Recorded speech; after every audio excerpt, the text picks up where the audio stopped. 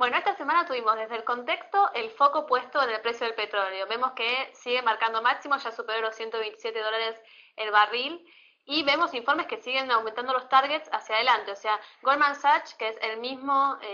banco de inversión que 3 años atrás había dicho que el barril iba a tocar $100, hoy está hablando que el segundo semestre del año ya alcanzaría $141 el barril. Y a su vez vimos otros informes, caso UBS, que siguen recomendando las acciones relacionadas al petróleo y más que nada las empresas más globales, productoras de petróleo y también de servicios petroleros. Eso es lo que está hoy por hoy siendo el sector ganador del mercado externo y lo que está impulsando las bolsas. Sin embargo, estamos viendo la influencia que está teniendo el petróleo y la suba del petróleo en el humor de los consumidores americanos, que es lo que se está tomando hoy por hoy como una especie de alerta, ¿no? Conocimos la confianza del consumidor está mostrando el mínimo en 28 años, más que nada por el alza del crudo, por la caída de los precios de las viviendas, etcétera. Eso va a ser el driver de la semana que viene, o sea, lo que estamos viendo es que de alguna manera tendría que el precio del petróleo bajar o moderarse un poco la suba para que le dé lugar a que otros sectores suban. De hecho, por ejemplo, los sectores relacionados al consumo podrían llegar a subir, pero todo esto tendría que pasar en el caso que corrija el precio del petróleo. Y estamos viendo las acciones relacionadas al petróleo que están subiendo, pero ya no con tanto volumen como lo veíamos semanas atrás. Así que quizás ahí podríamos llegar a ver alguna especie de toma de ganancias o una moderación en la suba.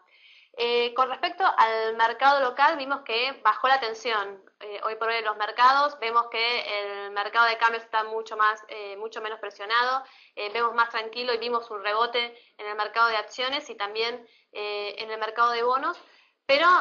vemos que todo esto todavía, o sea, es una señal de alivio, pero seguimos siendo cautelosos, ¿no? O sea, vemos que ahora este paro que vuelve a ratificar el campo por 6 días más, pero de alguna manera se lee como una especie de apertura al diálogo. Hay que esperar que vuelva la presidenta del exterior y a ver cómo surge, cómo continúa esta negociación, ¿no? Lo que sí, para aquellos que, o sea, si bien seguimos siendo cautelosos, para aquellos que quieran apostar a un rebote o a que el conflicto se termine arreglando en el corto plazo,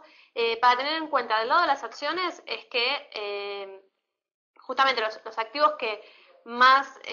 cayeron con todo este tema del campo fueron los bancos por sus tendencias en bonos y las acciones relacionadas al agro. Bueno, en este caso,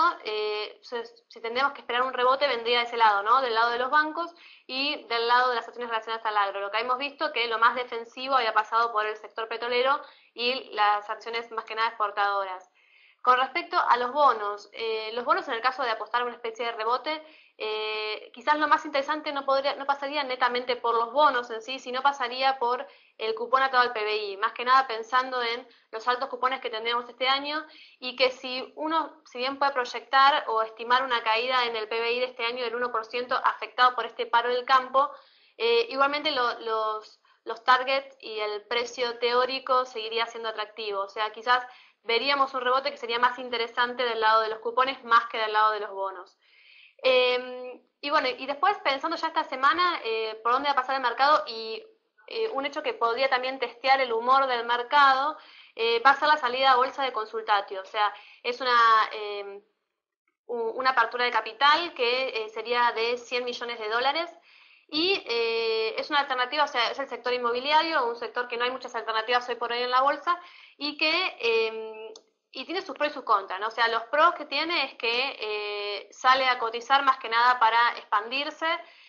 no venden los dueños, como ha pasado en suscripciones anteriores. De alguna manera estaría diversificando riesgo Argentina porque no solo son proyectos inmobiliarios en Argentina, sino también en Uruguay y se está hablando de ampliarse también en Brasil, con lo cual también se serviría para diversificar el riesgo, pero también tiene otros contras. Entre sus contras es que recién, hasta el 2006, la empresa mostraba pérdidas, recién ganó en el 2007, que ganó 12 millones de pesos. Está muy atado al ciclo económico argentino, o sea, es una actividad muy relacionada, muy atada a la actividad económica argentina, con lo cual también es un sector cíclico que también tiene sus riesgos. Y otro también es que el 90% de los proyectos no está atomizado el riesgo, o sea, lo que vemos es que está muy concentrado en 3 proyectos y eso también tiene su riesgo, ¿no? La suscripción va a ser hasta el 22 de mayo y bueno, va a ser interesante para ver realmente cómo toma el mercado en el contexto actual una salida a cotizar de una acción nueva en el mercado.